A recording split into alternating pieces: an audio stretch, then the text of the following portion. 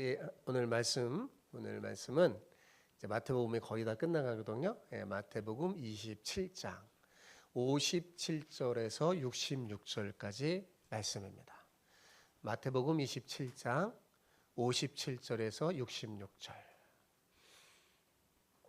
자, 찾으셨나요? 제가 한 절 읽고 여러분 한 절 읽고 이렇게 교독하겠습니다. 자, 제가 먼저 읽겠습니다. 저물었을 때 아리마대의 부자 요셉이라 하는 사람이 왔으니 그도 예수의 제자라.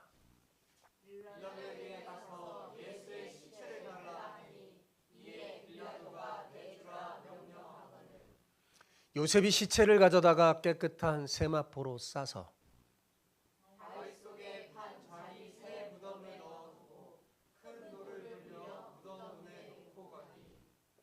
거기 막달라 마리아와 다른 마리아가 무덤을 향하여 앉았더라. 그 이튿날은 준비일 다음 날이라. 대제사장들과 바리새인들이 함께 빌라도에게 모여 이르되 주여, 저 속이던 자가 살아 있을 때 말하되 내가 사흘 후에 다시 살아나리라 한 것을 우리가 기억하노니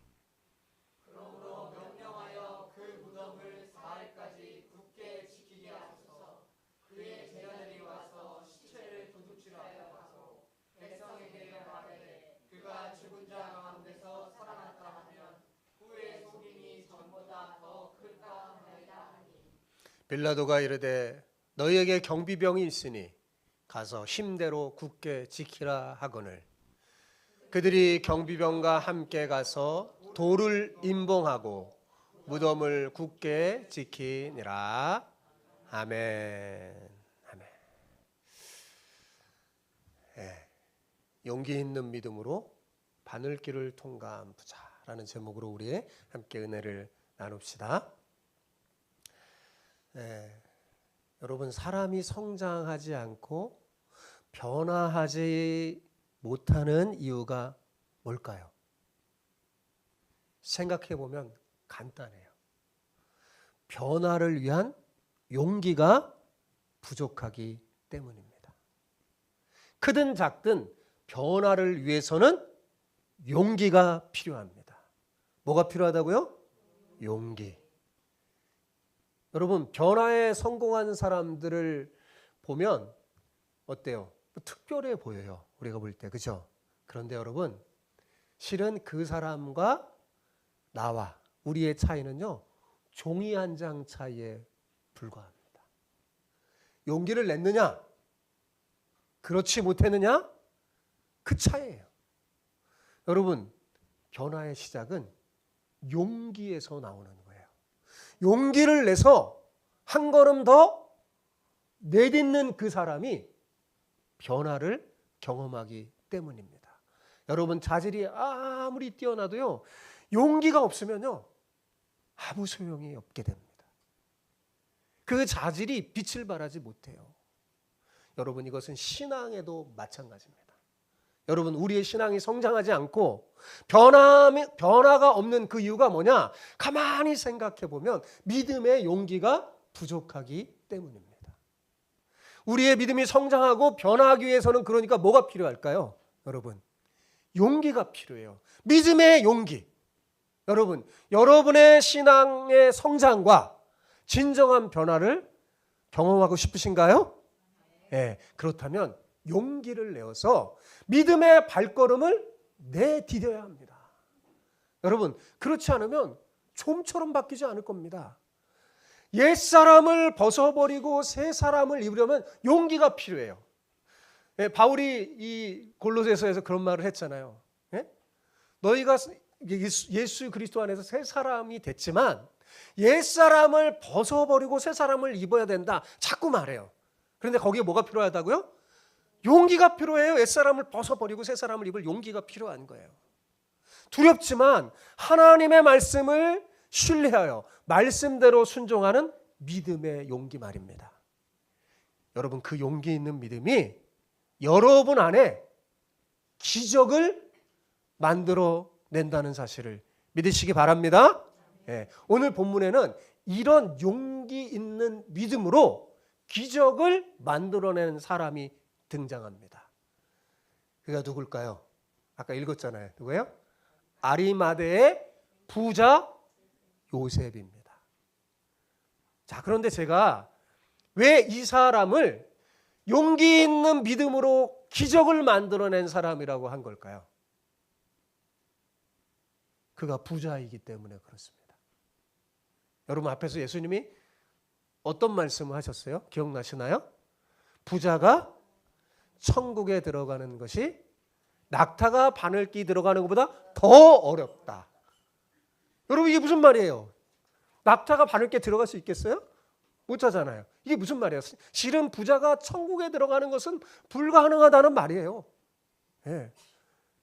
왜냐하면 재물이라는 우상을 버리고 예수님을 따른다는 것은요 거의 불가능에 가깝기 때문에 그렇습니다. 그런데 예수님이 이런 말씀했죠. 사람으로서는 불가능한데 할 수 없는데 어떻게 가능하다고요? 하나님으로서 가능하다 그랬어요. 이 말에는 뭐냐면 하나님이 은혜를 주실 때 용기를 가진 사람에게는 뭐예요? 가능하다 그 말이에요. 여러분 그래서 이 아리마대는 용기 있는 믿음으로 이 불가능을 깨트리고 바늘길을 통과한 부자가 된 거예요. 여러분 이게 기적이 아니고 뭐겠어요? 네? 기적이죠. 여러분 주님을 따르기 위해서는 때론 내가 가진 소중한 것을 잃어버릴 수도 있다는 것을 알게 될 때 사람은 두려움이 생깁니다. 아리마대 요셉도 마찬가지였어요. 그도 처음에는 자신의 소중한 것을 잃어버릴 수 있다는 그 두려움 때문에 자신이 예수님의 제자라는 사실을 숨기며 살았습니다. 그런데 예수님이 십자가에서 돌아가시는 그 모습을 보고 마음을 바꿨어요. 결단하고 용기를 내서 믿음의 발걸음을 내딛었습니다. 자신이 예수님의 제자임이 밝혀져서 자신의 부와 명예와 권력을 잃어버려도 상관없다고 생각하고 빌라도를 찾아가서 담대하게 예수님의 시체를 내어달라 그렇게 요청한 거예요. 그래서 그는 바늘길을 통과한 부자가 되어 예수님의 장례를 치르는 영광을 얻게 된 것입니다. 여러분 믿음이 성장하고 변화하기 위해서는 우리에게도 이런 용기가 필요합니다. 두렵지만 하나님을 신뢰하여 말씀대로 순종하는 그 믿음의 용기를 가지는 여러분이 되시기 바랍니다. 오늘 말씀을 통해 여러분이 정말 도전을 받았으면 좋겠어요. 그리고 결단하여 용기를 내서 믿음의 발걸음 한번 내딛어 보세요. 어떤 일이 벌어지나. 정말 여러분이 믿음의 발걸음을 용기를 내서 내딛으면 여러분도 기적을 경험하게 될 것이라고 저는 생각합니다. 오늘 옆 사람에게 이렇게 축복하면서 한번 인사해 봅시다. 용기 있는 믿음으로 기적을 경험하시기를 축복합니다. 우리 같이 인사해 봅시다. 시작. 용기 있는 믿음으로 기적을 경험하시기를 축복합니다. 아멘. 저는 정말 여러분 가정에 이 놀라운 역사가 일어났으면 좋겠어요. 예수님의 십자가의 죽음을 지켜보고 있었던 여인들 있잖아요. 자, 그 여인들은 그 현장을 떠나지 않았어요. 안타까워하면서 어쩔 줄 몰랐어요. 왜냐하면 날이 저물면 이제 안식일 전날이 되고 안식일이 되면 어떻게 돼요? 장례를 치를 수 없기 때문에 그렇습니다.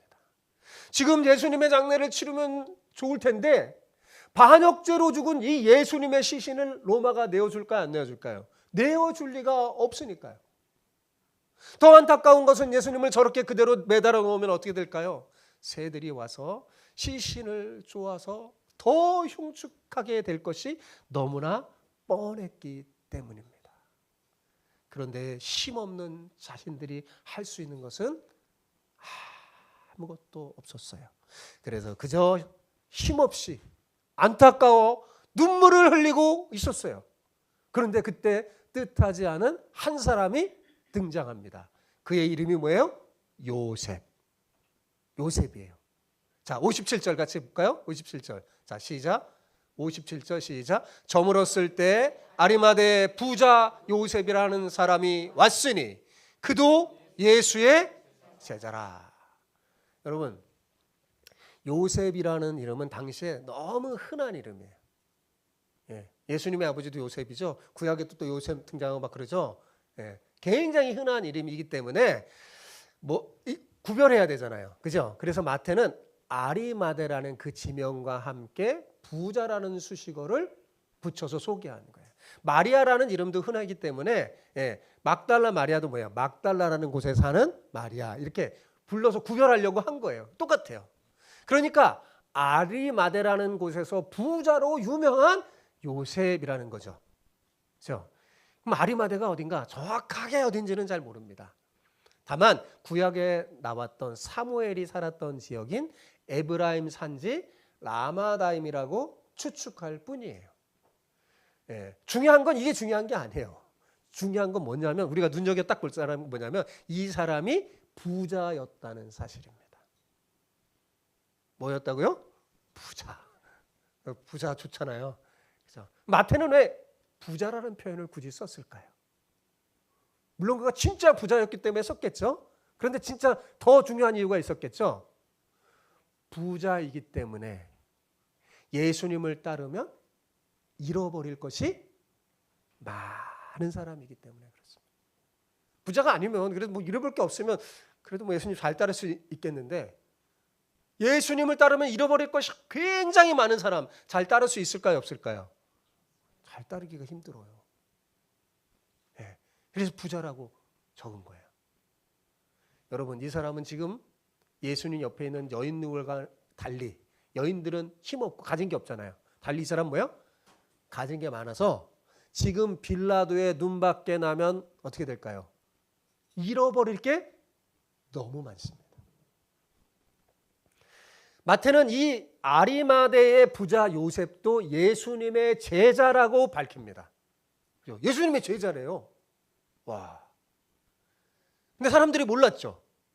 숨은 제자였어요. 그럼 도대체 그는 어떤 사람일까요? 사복음서 모두 이 사람에 대해서 알려줍니다.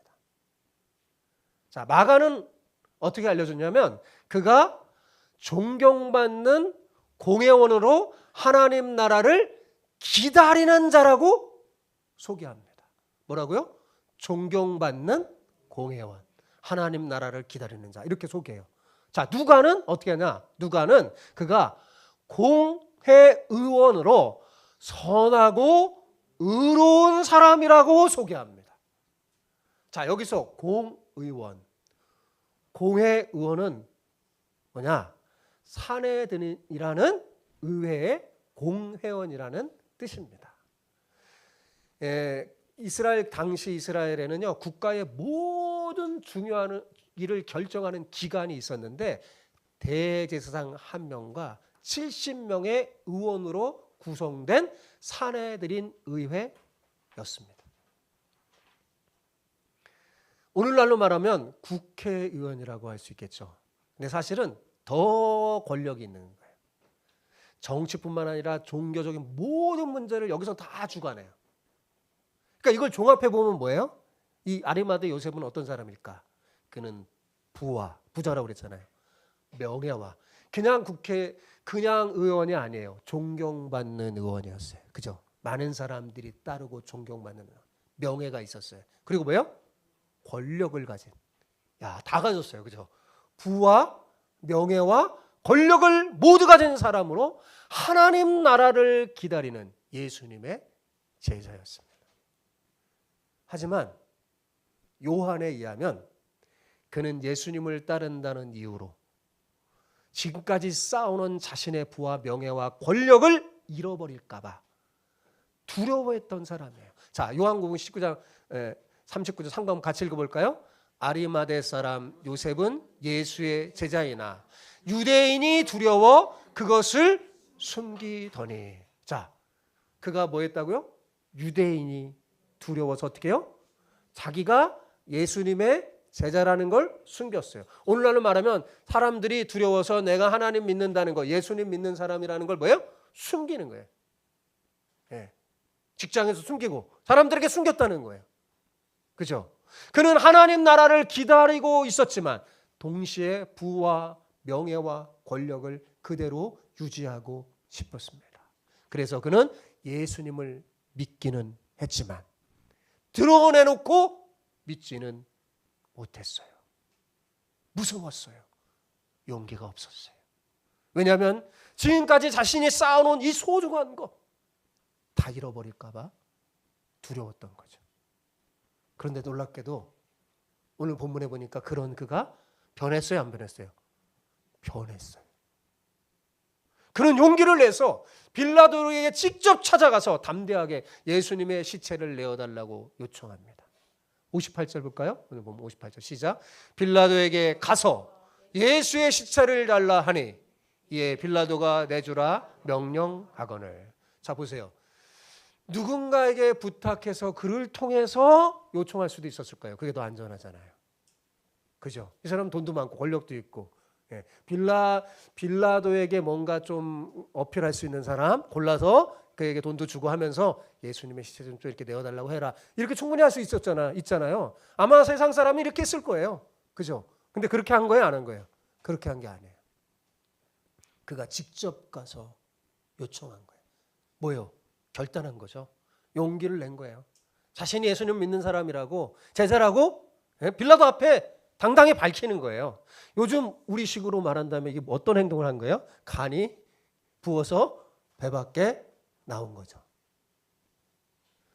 여러분, 예수님이 왜 십자가에 못 박혀 죽임당했죠? 로마의 반란을 일으킨 괴수로 잡혀 죽은 거잖아요. 그 제목으로 죽인 거잖아요. 그죠? 그러니까 예수님과 같은 편에 있었다는 것만으로도 어떻게 해요? 같이 붙잡혀서 고문당하여 죽을 수도 있었던 겁니다. 그래서 여러분 제자들이 무서워서 도망간 거예요. 예수님에게 함께 있었다고 하면 자기도 그걸 당할까 봐 그래서 도망간 거예요. 그런데 지금 요셉 어떻게 해요? 빌라도를 직접 찾아갔어요. 그리고 예수님의 시체를 달라고 요청하죠. 이건 정말 대단한 용기가 아니고서는 행동하기가 무척 어렵겠죠? 예. 그는 분명 전에는 유대인이 두려워 예수님의 제자임을 숨긴 겁쟁이였어요. 그러나 지금은 그 누구보다도 용감한 믿음의 사람으로 변했습니다. 대제사장, 서기관, 바리새인 등 사내들인 공회원 대부분이 예수님을 못 박아 죽이는데 힘썼는데 그가 이렇게 예수님을 옹호하게 된다면 어떻게 될까요? 아마도 그는 사내들인 공회원에서 제명될 것이고 유대인의 사회에서 출교당할 것이 분명했습니다. 여러분, 당시에 예수님을 믿는다는 것은 정말 목숨을 거는 거예요. 그 사회에서 그냥 쫓겨날 수가 있는 거예요. 그런데 그는 이를 전혀 개의치 않고 당당하게 빌라도에 찾아가서 예수님의 시신을 요청한 거죠. 여러분, 무엇이 그를 이렇게 바꾼 걸까요? 도대체 무엇이? 그렇죠. 그것은 바로 믿음의 용기였습니다. 뭐였다고요? 믿음의 용기. 근데 우리는 보통 용감한 사람 보면 어떻게 해요? 야, 저 사람들은 정말 두려움이나 겁이 없어서 저런 일을 한다. 그렇게 생각하곤 합니다. 그런데 여러분, 그렇지 않아요. 그들 역시 두렵습니다. 두려움이 없는 게 아니에요. 두렵지만 용기를 내서 한 걸음 나아간 것뿐이에요. 예, 진짜 종이 한 장 차이라니까요. 용기를 내서 한 걸음 나아간 것뿐이에요. 여러분, 남아프리카 공화국의 대통령이었던 닐슨 만델라 잘 아시죠? 그 사람이 진정한 용기에 대해서 이런 말을 했어요. 같이 한번 읽어볼까요? 그 사람이 한 말을. 자, 읽어봅시다. 시작. 용기는 두려움에 대한 승리이다. 용감한 사람은 두려워하지 않는 사람이 아니라 그 두려움을 이기는 사람이다. 이 만델라 대통령도 용기를 낸 거죠. 두려움이 없는 게 아니라는 거예요. 예? 그렇습니다. 용감한 사람은 두려움이 없는 사람이 아니라 두려움에도 용기를 내서 뭐예요? 그 두려움을 이긴 사람이에요. 아리마대 사람 요셉이 바로 그랬습니다. 그는 자신의 눈앞에서 십자가에 달려 돌아가시는 예수님을 보고 더는 이렇게 살아서는 안 된다고 생각했어요. 주님이 자신의 눈앞에서 모든 걸 버리고 피 흘려 돌아가시는 걸 보면서 자신을 돌아봤어요. 야, 이건 진짜 믿음이 아니야. 이렇게 살아서는 안 돼. 하고 그는 결심했어요. 결단하고 용기를 내서 그래, 그럼 내가 할 수 있는 게 뭘까? 하며 자신이 할 수 있는 것을 찾아서 한 거죠. 그리고 믿음의 발걸음을 내딛었습니다. 이 과정에서 그는 자신의 정체성이 밝혀질 수밖에 없겠죠. 네. 자신이 비록 이 땅에 속해 살지만 하나님 나라를 기다리는 예수님의 제자로서 절대로 세상의 눈치를 보며 사는 존재가 아님을 분명히 깨달은 그는 자기가 그렇게 밝혀져서 모든 걸 잃어도 괜찮다고 생각했어요. 예, 마치 에스더가 죽으면 죽으리라 하면서 왕 앞에 나간 거랑 똑같은 심정이죠. 여러분, 우리 역시 믿음이 있으나 그 믿음을 세상에 드러낼 용기가 없을 때가 얼마나 많이 있습니까? 그렇죠? 우리도 믿는 자라고 말하지만 실제 삶 속에서 부끄러운 믿음을 보일 때가 얼마나 많아요. 여러분, 아리마대 요셉도 그랬어요. 하지만 그는 용기를 내서 믿음의 발걸음을 내디며 자신의 믿음과 행동을 일치시켰어요. 십자가 앞에서 용기 있는 그 믿음의 결단이 그의 인생을 완전히 송두리째 바꿔버린 겁니다. 하나님이 은혜를 주고 기회를 줄 때 용기를 내야 돼요. 하나님의 은혜가 여러분의 앞에 임재할 때 용기를 내야 돼요. 그러면 하나님의 능력을 경험하게 됩니다. 우리에게도 이런 용기 있는 믿음의 결단이 정말 필요하다고 생각해요. 여러분, 십자가 앞에서 자신을 깊이 있게 돌아보며 예수님이 왜 십자가를 지셨는가 깨닫고 이해하게 되면 우리 역시 변하지 않을 수 없을 겁니다. 예수님의 십자가는 우리의 연약한 믿음을 담대한 믿음으로 바꾸어 주기 때문에 그렇습니다. 십자가는요, 두려움을 제거합니다. 십자가는요, 세상의 부와 명예와 권력을 잃게 되더라도 예수님을 붙잡게 하는 능력이 있어요. 아리마대 요셉은 이 십자가의 능력을 덧입고 성경에 기록될 정도로 대담한 믿음의 소유자로 변한 것입니다. 여러분, 우리에게도 이런 용기 있는 믿음이 있었으면 정말 참 좋겠습니다. 여러분, 용기 있는 믿음은 기적을 경험합니다. 용기 있는 믿음이 뭘 경험한다고요? 기적을 경험합니다. 아리마대 요셉은 죽으면 죽으리라는 심정으로 예수님의 시체를 요청했는데, 그럼 여러분 상식적으로 생각해 보세요. 요청하면 빌라도가 들어주겠어요? 완전히 거기서 왜 자기를 잡을 수도 있는데 너무나 놀랍게도 빌라도는 너무 쉽게 그 요청을 받아들여 예수님의 시신을 내어줍니다. 여러분, 이건 기적이에요. 그죠? 이건 기적입니다. 여러분, 십자가 처형, 당시 십자가, 로마가 하는 그 십자가 처형은요, 저주의 상징일 뿐만 아니라 로마법은 절대로 반역자를 지은 그 반역의 죄를 지은 사람의 그 시신을 내어주는 일이 없습니다. 그리고 명예롭게 장례를 치르라고 이렇게 배려하지 않습니다. 그런 적이 지금까지 한 번도 없었어요. 그래서 대부분 십자가에 죽은 죄수들 어떻게 되는 줄 아세요? 그대로 며칠 내연 달려나요. 그럼 어떻게 될까요? 독수리 새들이 와서 막 쪼아 먹습니다. 그렇게 해서 본보기를 보이는 거예요. 대부분의 십자가 달려가 있는 사람들이 영화 같은 데도 보면 가끔가다 막 사람들 달아놓지 어떻게 해요? 그대로 놔둬버려요. 다. 그죠? 그대로 놔둬버립니다. 그런데 놀랍게도 이 빌라도가 아리마대 요셉의 요청을 순수히 들어준 겁니다. 어떻게 이런 기적이 일어날 수 있었을까요? 여러분, 이 모든 일에 보이지 않는 뭐가 있을까요? 하나님의 손길이 있었기 때문이죠. 그 빌라도의 마음을 붙잡은 거예요. 빌라도도 알거든요. 예수님이 반역죄를 지은 게 아니라는 거. 알잖아요. 하나님이 그의 마음을 만지신 거죠. 여러분, 우리가 용기를 내어 믿음의 발걸음을 내딛잖아요. 하나님이 일하기 시작합니다.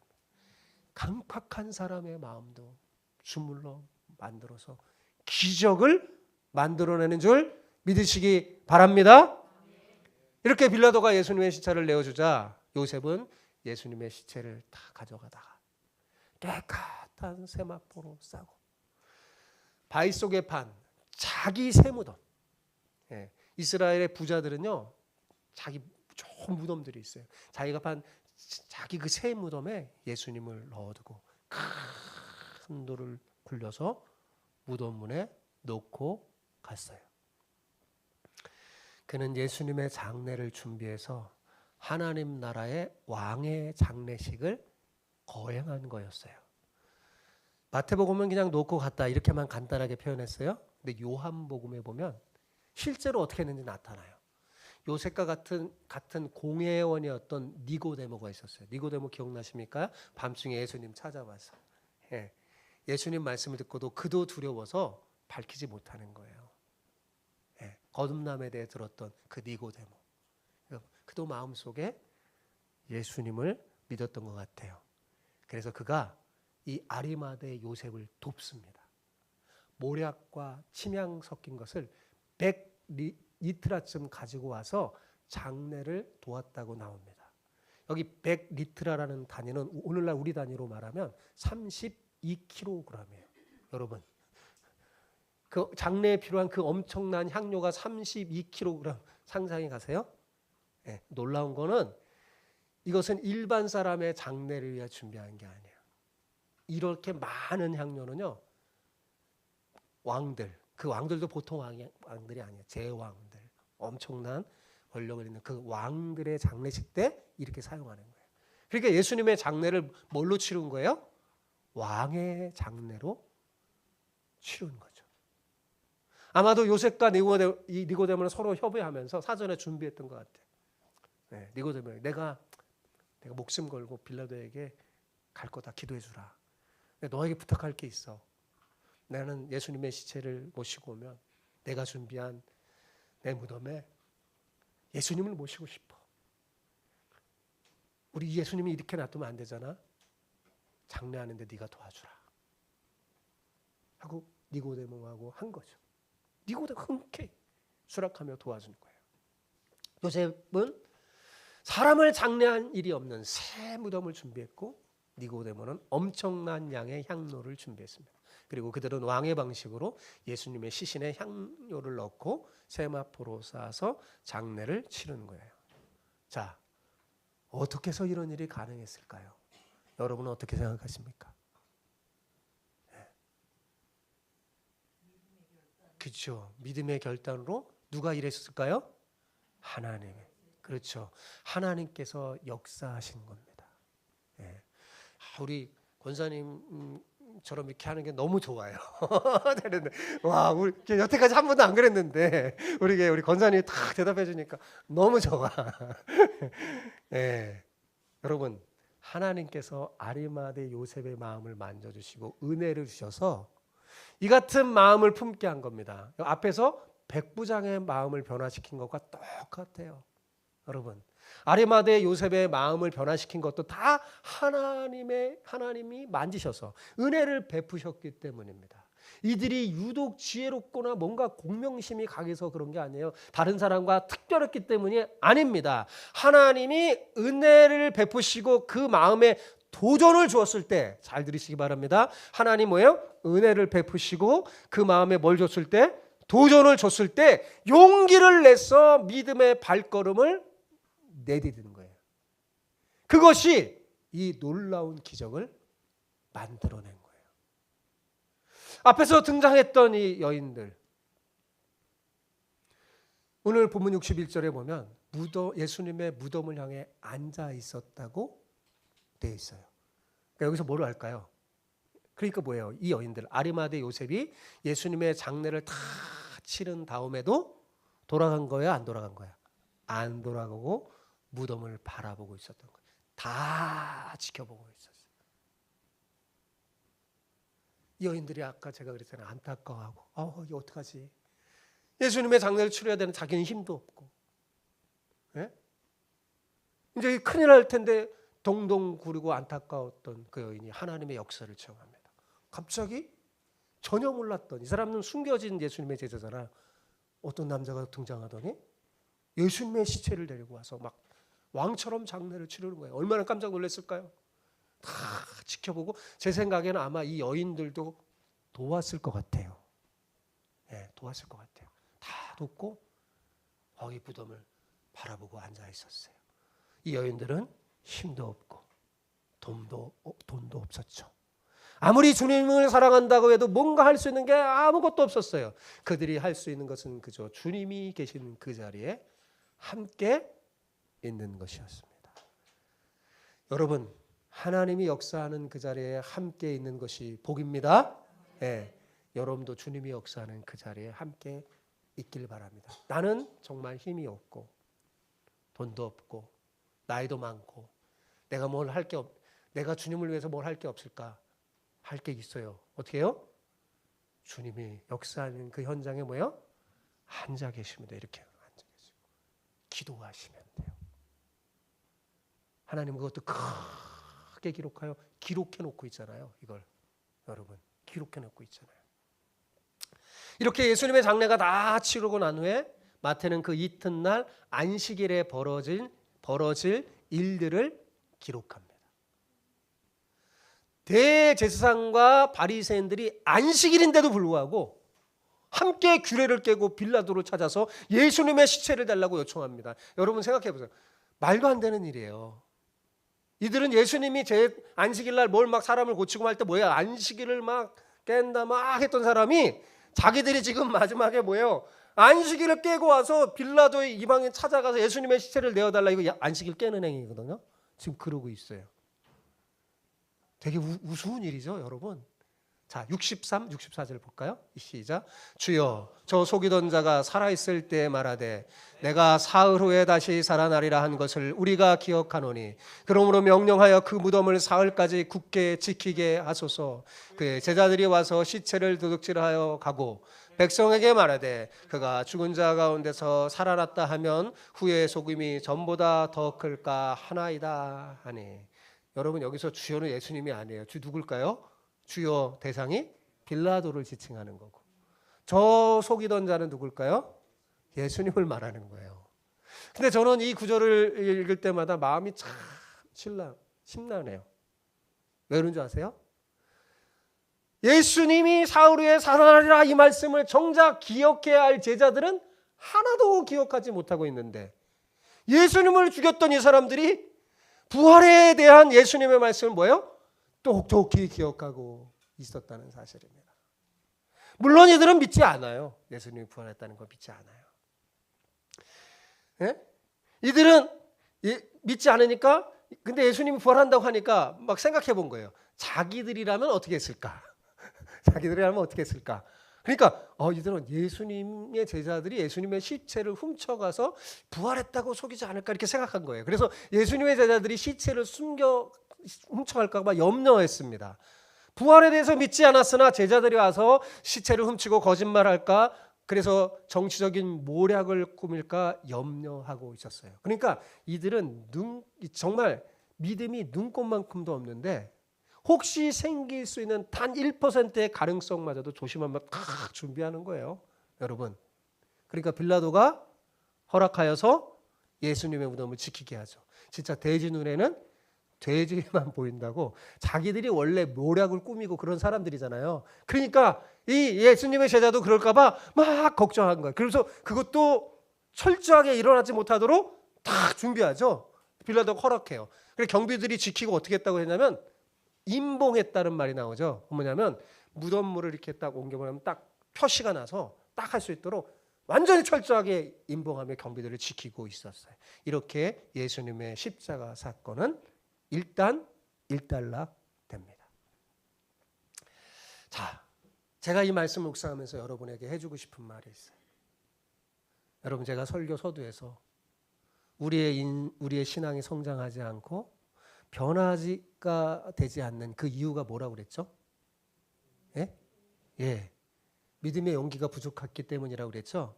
예, 여러분, 그러니까 반대로 생각해요.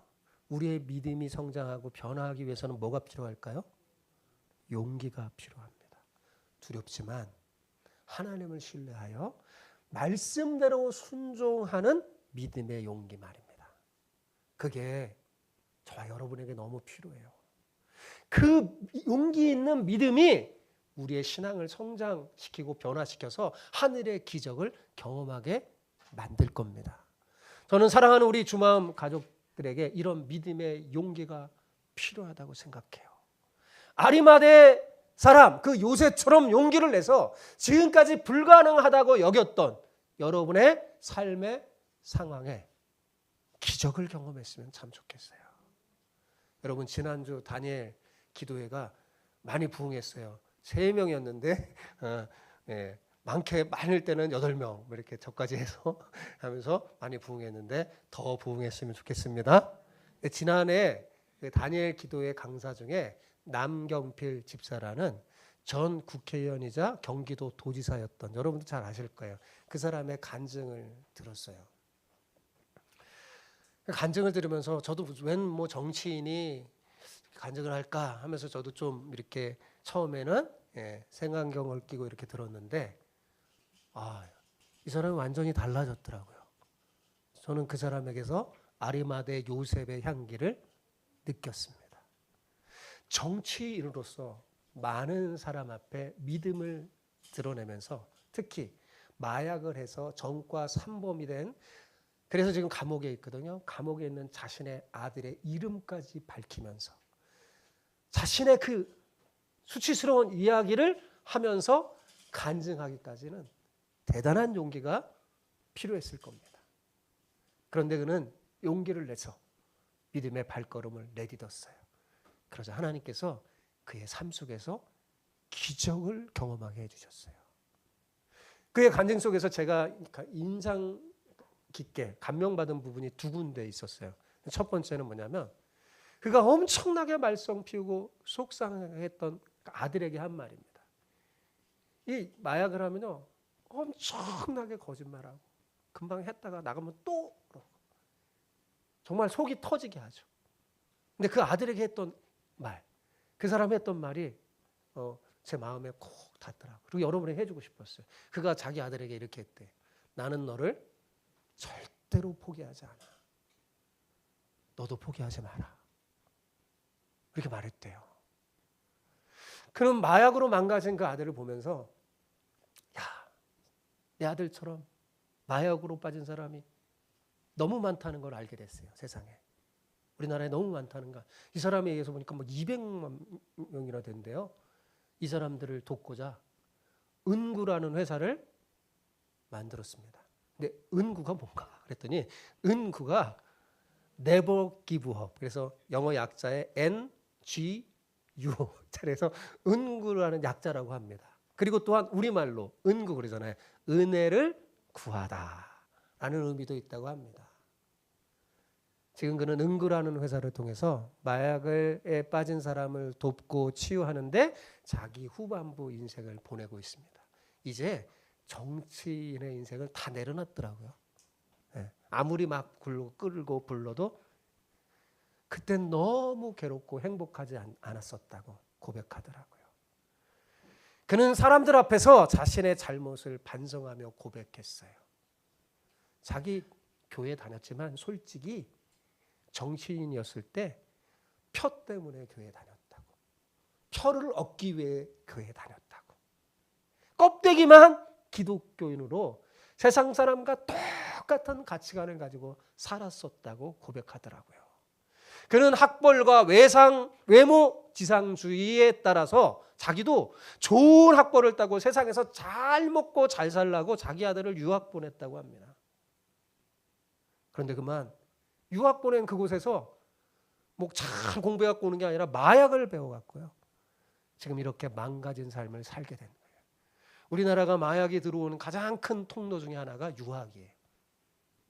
유학에 가서 자녀들이, 우리 계속 같이 24시간 있지 않잖아요. 공부 안 하고 지치고 피곤하고 스트레스를 받은 것을 다 술과 마약으로 탕진하다가 돌아오는 거죠. 이 아들이 그러는 거예요. 이를 통해서 크게 깨달은 그는 용기를 내서 그동안 쌓았던 자신의 정치적인 삶을 내려놓고 믿음의 발걸음을 내딛자 놀랍게도 하나님께서 그가 이렇게 선한 마음을 가지고 하자 하나님이 그를 돕는 선한 사람들을 여기저기 붙여주셔서 기적처럼 놀라운 일이 벌어지고 있대요. 그러니까 하나님이 이 사람이 하는 일을 막 돕는 거예요. 기적 같은 일이죠. 그런 일이 벌어지고 있다고 간증하더라고요. 두 번째로 제가 인상 깊게 감명받은 부분 뭐냐면 그가 자기의 가정을 천국으로 만들고 싶다고 선포한 대목이었어요. 보니까 이 사람이 말하더라고요. 그러니까 다 밝혀요. 자기 이혼 가정이라고. 이혼의 아픔을 겪은 그가 가정의 소중함을 다 깨닫고 자기 가정부터 작은 천국을 만들어 행복하게 살고자 하는 꿈을 밝혔어요. 기도해 달라고. 이를 이루기 위해서 뭐가 필요할까요? 믿음의 용기가 필요한 거죠. 그죠? 서로 상처 주면 용서해야 되고, 그죠? 믿고 응원해주고, 네, 그런 가족이 되어야 하니까요. 사랑하는 성도 여러분, 이제 그만 세상의 눈치를 그만 보고 세상의 가치관을 따라 사는 데서 벗어납시다. 네. 이 학벌, 외모 지상주의에, 네? 황금 만능주의에 빠진 이 세상 사람 똑같이 쫓아가는 사람 돼서는 안 되죠. 여러분 꼭 마약이 아니더라도 우리 자녀들이 하나님을 떠나서 세상의 가치관을 따라 산다면 그 마지막은 마약을 하는 삶과 별반 다를 게 없습니다. 만약 여러분의 자녀가 믿음을 떠나 세상의 가치관을 가지고 살아간다면 여러분은 그 자녀를 그대로 내버려 두실 겁니까? 그래서는 절대 안 되잖아요. 절대로 포기하지 마세요. 남경필 집사처럼 절대로 포기하지 마시기 바랍니다. 용기를 내서 자녀를 그 허망한 죄악 많은 세상에서 건져내서 하나님께로 돌아오게 만들어야 돼요. 그러기에는 믿음의 용기가 필요하고 많은 눈물이 필요하고요. 기도가 필요해요. 우리 힘으로 잘 안 되거든요. 이 남경필 집사가 자기가 할 거 다 해봤대요. 별걸 다 안 되는 거예요. 마지막에 하나님의 은혜를 구하고 아예 그 아들을 하나님께 맡겼다고 하더라고요. 그때 하나님의 역사가 일어나더라고요. 여러분, 그리고 여러분의 가정을 작은 천국을 만들고자 용기를 내시기 바랍니다. 제가 누차 여러분에게 이 자리에서 말씀드렸듯이 제 목회의 꿈은 우리 주마음교회 모든 성도들의 가정이 천국이 되게 하는 거예요. 그 죽어서만이 아니라 여기서 천국을 경험하고 맛보게 하는 게 제 목회의 꿈이 되어버렸습니다. 왜냐하면 목회하면서 제가 많은 성도들을 가정을 봤는데 믿는다고 해서 천국을 사는 게 아니더라고요. 하나님을 믿으면서 지옥 같은 삶을 사는 사람 너무 많은 걸 보고 야 이건 아니구나. 이거 아니구나. 우리 주마음교회는 하나님을 믿으면서 천국을 경험하는 그런 교회가 됐으면 좋겠다. 이를 위해서 제가 여러분을 힘나는 대로 돕고자 합니다. 그러니 여러분도 부디 믿음의 용기를 내서 믿음의 발걸음을 내딛기 바랍니다. 설교를 듣고 하나님의 감동을 주고 마음을 줄 때 거기 그렇구나 마음만 뜨거워지지 마시고 왜요? 용기를 내서 믿음의 발걸음을 내딛는 거예요. 그러면 하나님이 역사하셔서 여러분의 가정에 놀라운 기적을 일으켜 주실 줄 믿습니다. 아멘.